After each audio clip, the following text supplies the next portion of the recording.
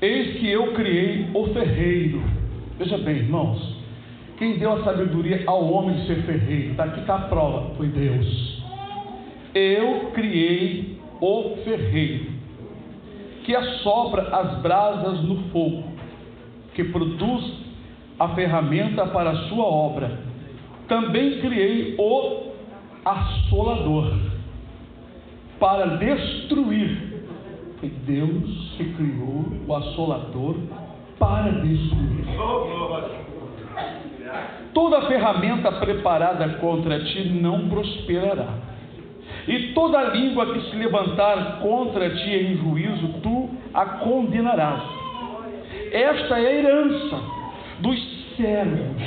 Presta atenção, servo não é de crente não, servos. Há uma diferença entre crentes e servos.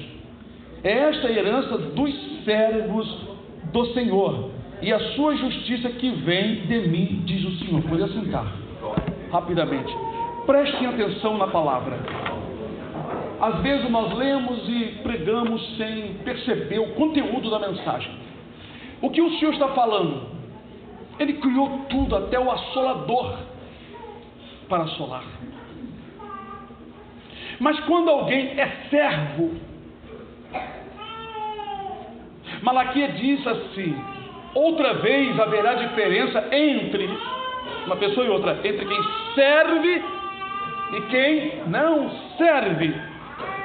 Haverá diferença. Aqui a palavra diz que tem uma herança. Os servos, quem serve, tem herança. Herdam o quê? Herdam a proteção, livra, tem direito. Vamos falar sobre isso. Você paga um plano de saúde, como o Márcio estava falando, né? O plano ali dele do reboque, aquela coisa toda. Quem paga tem direito. Tem direito porque paga. O nosso pagamento com Deus é ser servo. Servo na Bíblia era e é equivalente antigamente ao escravo. Muitos escravos não eram tratados como aqui no Brasil. A maioria não eram tratados como os escravos aqui do Brasil. Tinham escravos que eram professores, eram educadores, chamados de aios. Então na Bíblia, irmãos, escravo, servo, era uma comparação a pessoas que tinham um senhor na sua vida. Os escravos eram comprados, né, às vezes, de outros senhores. Geralmente, nações brigavam e aqueles prisioneiros tornavam-se escravos. E quando aqueles escravos eram educados, quando eles tinham alguma profissão, eles eram aproveitados e eram muito bem tratados. Eram muito bem tratados. Abraão tinha escravos em casa. Abraão tinha. Mas Abraão tinha uma conduta maravilhosa e bonita. Certamente os seus homens, seus escravos, seus homens e mulheres que pertenciam a ele, gozavam de uma vida muito abençoada. Hoje nós temos empregada doméstica que não é tão bem tratada quanto alguns escravos do passado. Então essa palavra servo é porque nós nos rendemos ao Senhor, nós pertencemos a Deus. Quando uma pessoa se coloca a serviço de Deus, executando o que Deus quer, fazendo o que Deus quer, Deus aqui mostrou através do profeta Isaías que essa pessoa tem uma herança. Herança. Aleluia. Olha só o que diz a palavra, glória a Deus. Esta é a herança dos servos do Senhor. Qualquer pessoa que se levantar com calúnia, com qualquer coisa, como o varão, o evangelista Márcio falou aqui, o que ele aprendeu, colocou em prática, ele praticou, ficou calado diante das acusações, como Daniel fez também, como eu já fiz muitas e muitas vezes. Só orar e entregar nas mãos do Senhor. Esse é o nosso serviço, é o nosso trabalho, é a nossa vida com Deus. Não pagar com a mesma moeda, não pagar o mal que estão fazendo contra você, contra mim. Vá orar, só ore. Deus está no comando. Ele diz que ele fez o ferreiro que prepara todo tipo de ferramentas. Aleluia. Está escrito no Salmo que ele, subindo ao alto, ele recebeu dons para os homens, até para os infiéis. Esse aqui é um dos dons. Dons materiais. Os infiéis recebem dons materiais. Nós recebemos dons materiais e espirituais. É muito maravilhoso. A palavra de Deus, ela tem conteúdo, irmãos. Você sabe o que ele está dizendo isso aqui? Ele está dizendo, não se preocupe não, eu criei essa raça toda.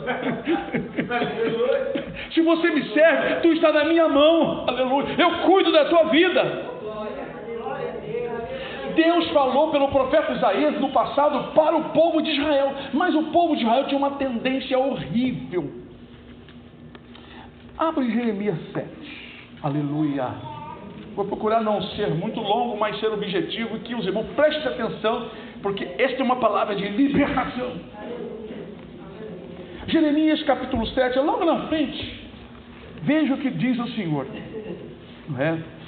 Versículo 2: põe-te à porta da casa do Senhor e proclama ali esta palavra, e dize: ouvi a palavra do Senhor, todos de Judá, a tribo de Judá. Deus estava falando com esse povo ali. Vós os que entrais por estas portas, para adorardes ao Senhor. Estão prestando atenção? Deus está falando com pessoas que serviam a Ele. Mas vocês vão ver que é a surpresa. Eles entravam no templo para adorar. Naquela época não tinha, por exemplo, negócio de oportunidade, banquinho para sentar. Era em pé ou de joelho. E tinha o átrio. O átrio não tinha cobertura. O templo era completamente diferente de tudo isso aqui. Aqui está o templo e sinagoga ao mesmo tempo. Ensinamento e adoração. Não tinha ensinamento e estudo bíblico lá dentro do templo. Era um lugar de adoração e sacrifícios. Já tenho falado isso para vocês. Então a palavra está sendo dirigida. O Senhor mandou o Jeremias fica lá na porta do templo lá, e fala essas palavras dos que entram lá no lugar para adorar. Olha só. Aleluia. 3. Assim diz o Senhor dos exércitos, o Deus de Israel. Olha, aí vem a exortação. Deus não era mau, Ele queria abençoar o povo. Vocês viram a palavra de Isaías? Mas a palavra, ela é condicional à sua vida com Deus. Como eu falei, existem servos e existem crentes. Aqui o povo estava só na crença, praticando coisas misturadas com coisa errada. E Deus queria abençoá-los, Deus queria ajudá-los. Mas para Deus ajudar, a pessoa precisa aceitar a tomar decisões, praticar. Era isso que Deus queria. O amor está aqui. Deus não era mal, não é mal, Deus é amor. Veja bem, assim diz o Senhor dos Exércitos, o Deus de Israel: melhorai os vossos caminhos, as obras, as ações, e as vossas obras. A gente é salvo pela fé, mas se a tua obra for negativa, você tem que melhorar, para você desfrutar, para você ter herança, você ter direito do resgate, você ter direito quando o seu carro estraga, você tem lá, né? Você pagou, paga todo mês, tem o Márcio ali, tem direito a reboque, tem direito. É isso aqui que está falando. Melhorai os vossos caminhos e as vossas obras, e vos farei habitar neste lugar. Olha a promessa. Aqui existe herança, aqui existe promessa. É uma condição. Se a pessoa quer, tudo bem, ele vai desfrutar das bênçãos. Mas se a pessoa não quer, determina, não é para mim não. Então não reclame quando as coisas vierem te atormentando, porque Deus não tem nada para fazer. Porque, irmãos, nós temos direito que Deus estabeleceu, Ele estabeleceu, sem nós merecer, mas nós temos os direitos que Ele estabeleceu, aleluia, para aqueles que o servem. E nós gozamos dessa alegria, dessa paz, dessa felicidade, dessa certeza, deste amor, deste carinho. 4. Não vos fieis em palavras falsas. Essa palavra fiar é a pessoa que está se garantindo em profecias, em revelações, que falam assim, sabe, profecias para agradar a pessoa, bajular a pessoa, mentindo para a pessoa, quando a pessoa na verdade não está bem diante de Deus. Não vos fieis em palavras falsas. Fiar, não é? É como se as palavras falsas fossem a nossa fiador, a nossa confiança, e nós estamos muito firmados naquilo ali. Dizendo: templo do Senhor, templo do Senhor, templo do Senhor é este. Mas se na verdade melhorardes os vossos caminhos e as vossas obras, se na verdade, ou deveras, como está aí, se na verdade fizerdes juízo entre um homem e entre o seu companheiro, quer dizer, julgar bem, não apoiar o seu amigo porque ele é seu amigo. Seu amigo errou, está errado. Fazer justiça é isso. Tem uma pessoa aqui que não é seu amigo, aí houve um problema com essa pessoa e o seu amigo, o seu filho, o seu parente, vamos dizer assim, mas o pai está errado. Aí você vai por amor ao parente, porque seu coração, você apoia ele. Olha, isso aí não é justiça. Não é fazer justiça entre um homem ou o seu companheiro. Na hora de fazer justiça, não podemos olhar para parentesco, nem amigo, nem amizade. Nós temos que fazer a justiça. Qual é a justiça? Primeiramente, é claro que nós não entramos numa questão para condenar ninguém, mas para apaziguar e trazer a paz. E se aquele que está errado está muito nervoso, a gente, calma, rapaz. Algo é que foi feito e não está certo, vamos ter calma. É assim, fazer justiça é essa, né? Então, entre um homem e o seu companheiro. Eu parei um pouquinho para falar, porque às vezes a pessoa não sabe fazer justiça, não é? Entre um homem e entre o seu companheiro, né? Fazer justiça é julgar corretamente, não apoiar o errado e acusar o certo, entendeu? Por causa de como é que se diz? Consideração, é isso mesmo, por causa de consideração. A tribo de Levi foi separada porque quando Deus mandou passar a espada nos irmãos que estavam errados, eles foram matar o pai, mãe, filho, não queriam nem saber. Aí Deus separou eles para cuidar do tabernáculo, porque eles não tiveram consideração com isso. É o meu caso, eu não tenho consideração com pessoas erradas. Eu tenho assim, paciência, vou orar para elas se consertar. Mas se for julgar entre um irmão e outro, sabe muito bem, né? A espada vai pegar em quem está errado, né? É assim que tem que ser. Aleluia. Então diz aqui, né? Vou ao versículo 6. Se não oprimirdes o estrangeiro, e o órfão, e a viúva, nem derramardes sangue, não é? Inocente neste lugar, nem andardes após outros deuses, para vosso próprio mal, eu vos farei habitar neste lugar, na terra que dei a vossos pais de século em século. Nós vemos na palavra do Senhor que o Senhor nosso Deus propõe muitas bênçãos para o povo, mas estabelecendo uma condição. Deus sempre estabeleceu uma condição para sermos abençoados, para sermos livres. É a mesma coisa, irmão, que acontece no nosso dia a dia, não é? Um juiz, para chegar a ser juiz, ele tem ali que, não é, estudar e se colocar dentro dos requisitos para ele alcançar a posição. Exatamente, a pessoa vai trabalhar no estaleiro, vai trabalhar no escritório, ele tem que ter as capacidades para ali administrar o que lhe foi dado, para ele no final do mês receber o dele e ele permanecer naquele emprego. É assim que funciona. As bênçãos de Deus muitas vezes vêm sobre uma pessoa só para ela ter um gosto, provar.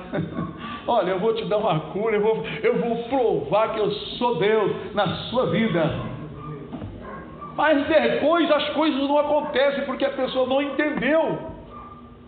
Agora aqui nesta noite nós estamos falando dois textos, um de Isaías, outro profeta Jeremias. Deus fazendo promessa a servos. E aqui Deus exortando a servos que deixaram de ser servos, eram só crentes. Eles iam adorar, mas eles não faziam justiça entre um homem e outro, não olhavam com piedade para o pobre. O estrangeiro, alguns estavam oprimindo os estrangeiros. Dois grandes mandamentos. Vamos aqui. Quem lembra? O primeiro?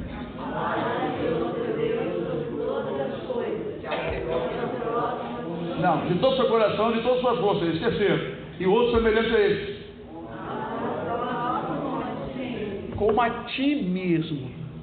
Assim como vocês querem que os outros façam com vocês, façam o mesmo com eles. Jesus ensinou isso, né? Então, tratar a pessoa bem, ser educado com a pessoa, não pagar o mal com o mal. Se você fizesse um erro com a pessoa, você gostaria que a pessoa viesse te cobrar? Não, você não gostaria. Ninguém gosta.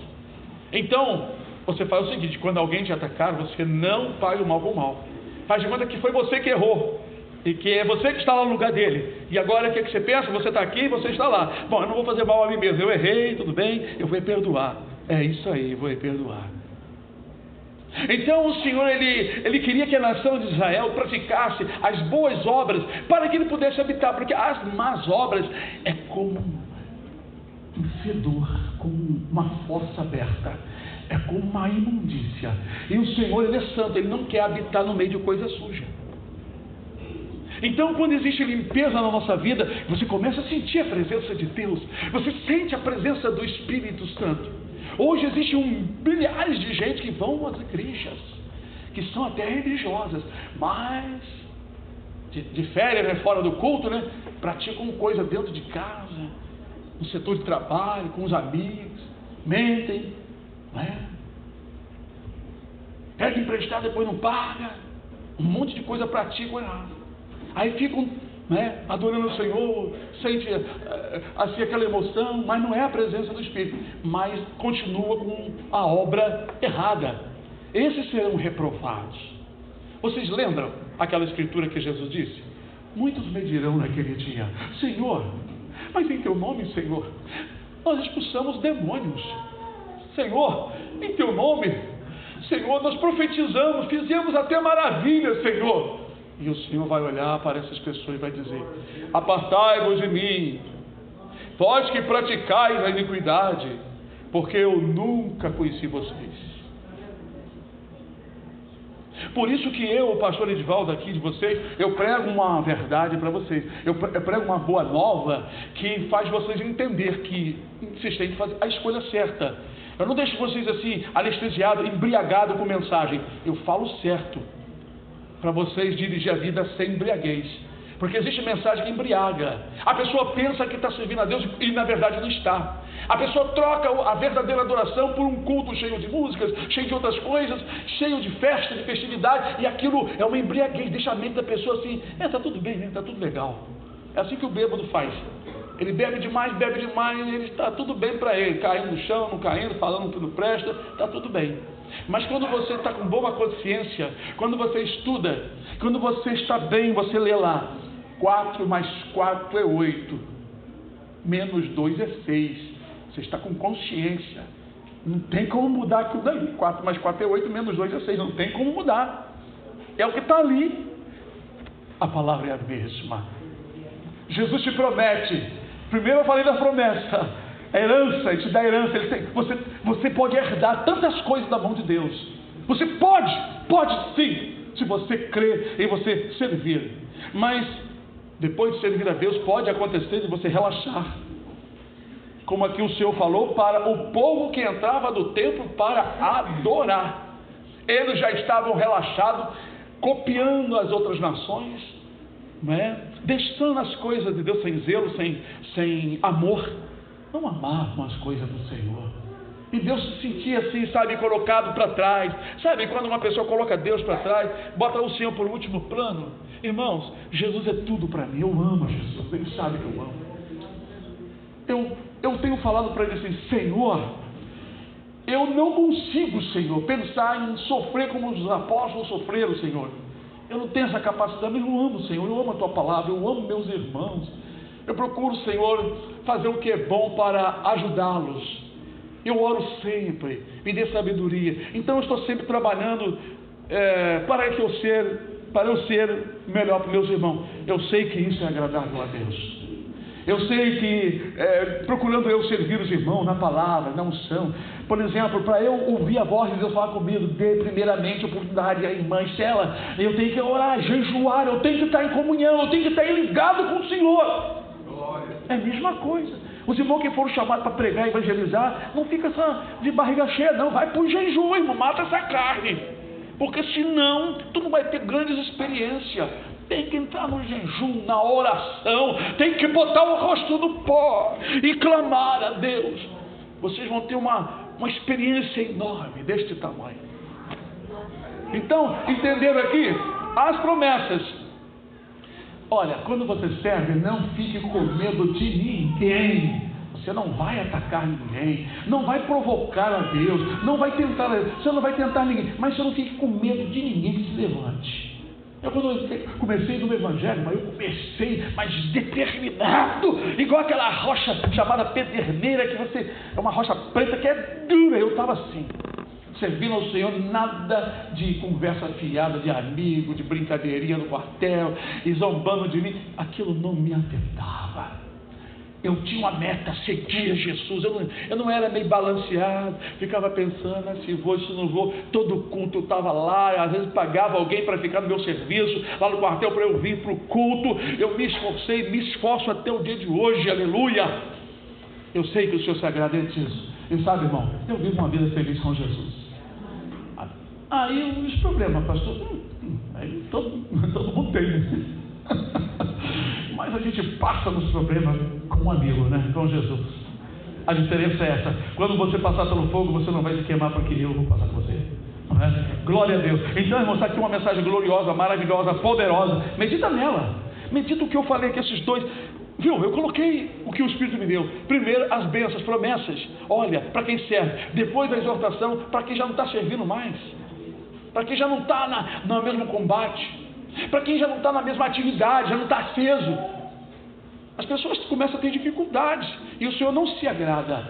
Deus não se agrada de quem recua, não é? A Bíblia diz no livro de Hebreus que o justo viverá da fé em Deus, fé em Jesus. E se o justo recuar, Deus não tem prazer nesse justo. Deus tem prazer no justo que avança, mesmo que seja devagar. Igual a Priscila está andando devagarinho, é devagar, né? A Priscila está devagar, mas está indo para frente. Devagar, mas está indo para frente. É isso, Deus quer isso. Deus não quer ninguém parado e nem voltando, dando passo para trás.